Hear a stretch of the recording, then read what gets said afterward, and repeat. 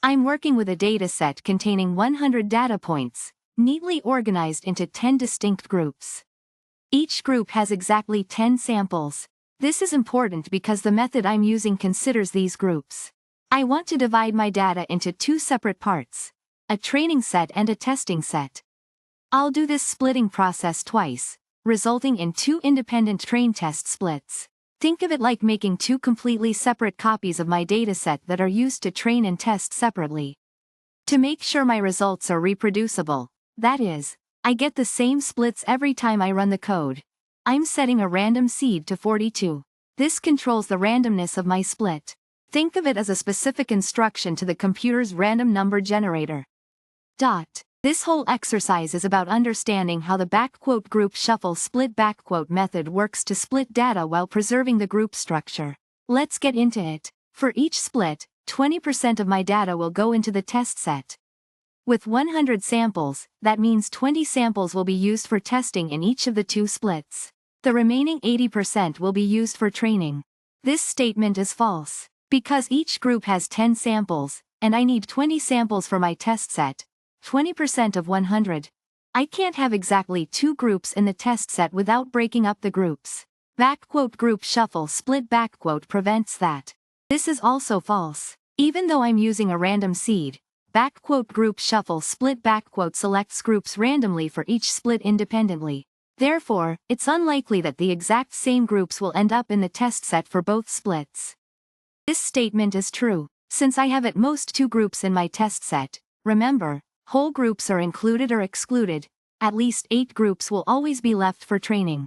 That's because 10 groups minus 2 groups leaves 8 groups minimum. This is mostly true, but with a small nuance.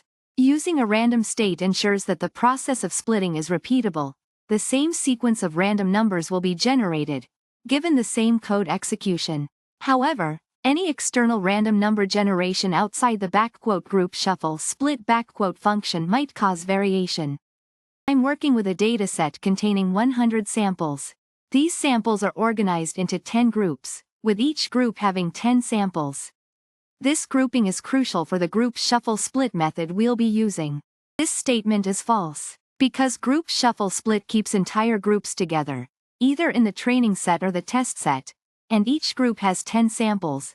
I can't get exactly 20 samples, 20% of 100, for the test set by using only two groups.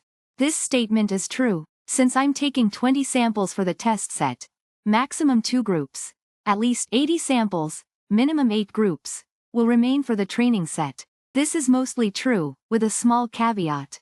The random state makes the group selection process reproducible within the same code execution. However, I need to be careful. The results might still change slightly if I rerun the entire code, especially if other parts of the code involve random number generation. The randomness is constrained, not eliminated, by using the random state. This is the title of the problem. We're evaluating our understanding of how the Sklearn tool GroupShuffleSplit works, particularly in scenarios with grouped data. I'm setting up a stratified train test split using GroupShuffleSplit. The test size will be 20%, so 20 out of 100 samples will go into the test set for each split. I'll create 2 splits in total, and the random state is 42 to help me reproduce the results. It helps make the process repeatable. This statement is false. Even though the random state is set, the specific groups selected for the test set in the different splits may vary. The random state ensures a consistent process, not identical outputs across multiple splits. I have a dataset with 100 samples, neatly organized into 10 groups of 10 samples each. Think of it like 10 teams of 10 players each. I'm using GroupShuffleSplit from Sklearn, a tool that helps me split my data into training and testing sets while keeping groups intact. I want 2 splits, n_splits equals 2, each with a 20% test size, test_size equals 0.2. The indicates other parameters might be set, but they're not crucial for understanding the core idea. The first split results in a training set of 80 samples and a testing set of 20 samples. Remember that the testing set won't split any of my teams. Similarly, the second split also produces a training set of 80 samples and a testing set of 20 samples. Both splits have the same proportions, but likely different samples and groups. I'm facing a multiple choice question to test my understanding of how GroupShuffleSplit works with my dataset. Based on my splits, I need to determine which statements about the results are correct. This statement is true, since I have 10 groups, and the max test size is 2 groups, 20 samples. The training set must contain at least the remaining 8 groups. This statement is true, but with a nuance. A random state makes the process reproducible. I'll get the same sequence of random numbers. However, that doesn't guarantee identical splits every single time I run the code. There is still randomness involved in the selection of the groups. I'm analyzing how Sklearn's GroupShuffleSplit works for creating train test splits while considering groups. I'll focus on how it handles group assignments and randomness. I have 100 data points, neatly organized into 10 groups, with each group containing 10 data points. I'm using GroupShuffleSplit to create 2 different train test splits. Each split will have a 20% test set, meaning 20 samples, and a random underscore state is set to 42 for reproducible randomness. Reproducible means that running this code again will generate the same random splits. This is the first train test split that GroupShuffleSplit generates. This is the second train test split that GroupShuffleSplit creates. This set contains 20 samples used to test the model. Crucially, these 20 samples will come from whole groups. No splitting of groups allowed. This set holds the remaining 80 samples and is used to train my model. Similarly, this set also contains whole groups. Similar to split 1, this is another 20-sample test set consisting of complete groups. I'm presented with a multiple-choice question about how GroupShuffleSplit behaves. This sets the stage. I'm using GroupShuffleSplit, a function in Sklearn that performs stratified sampling while maintaining group integrity, to split my data into training and testing sets. I'm emphasizing the key aspects: 100 samples, 10 groups, 2 splits, 20% test size, and a random state to control the randomness. This statement questions whether exactly 2 groups will be in the test set for each split. This statement explores whether the same groups end up in the test sets of both splits. Here, I'm checking if at least 8 groups appear in the training set of each split. This assesses the role of the random underscore state in ensuring that the splits remain consistent across multiple runs. I have a dataset with 100 data points. These are neatly organized into 10 groups, with each group containing 10 samples. Think of it like 10 bags of 10 marbles each. I'll represent each group using numbers from 0 to 9. The NumPy array shows how each sample belongs to a group. For instance, multiple zeros show samples in group 0, multiple ones show samples in group 1, and so on. I want 20% of my data for testing. That's 20 samples out of 100. I want to create 2 separate train test splits of my data. I'll use 42 as the random seed. This makes sure that the group selections are reproducible if I rerun this splitting process. It's like a magic number for repeatable randomness.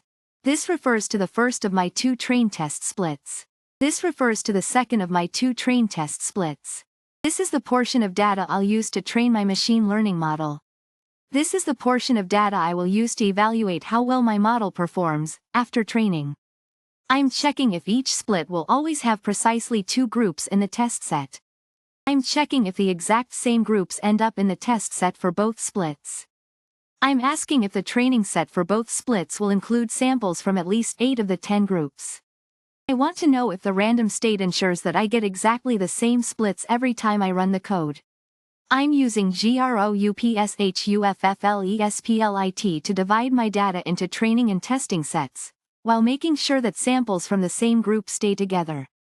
This is important to prevent data leakage. I have 100 data points, neatly organized into 10 groups, with each group containing exactly 10 data points. For each split, I want 20% of my data to be in the test set. That's 20 samples out of 100. I plan to create 2 separate training and testing set divisions. I'm using the number 42 as a random state, which ensures that I get the same random splits every time I run the code. It makes the process reproducible. Because whole groups go into either the training or testing set, and I'm taking a 20% test set, 20 samples, at most 2 groups will be in the test set. That means at least 8 groups, 10 total 2 at most, will be in each training set. The random state, 42 in this case, makes the results repeatable, as long as nothing else in the code affects randomness. However, there might be tiny variations if you run this with another random number generator involved. I have 100 data points, neatly organized into 10 groups. Each group contains 10 data points. This is important because we're using a special method that respects these groups. I want to create 2 separate train test splits of the data. For each split, 20% of the data will be used for testing, and the remaining 80% will be used for training. That's 20 samples for testing in each split. I set a random seed to 42.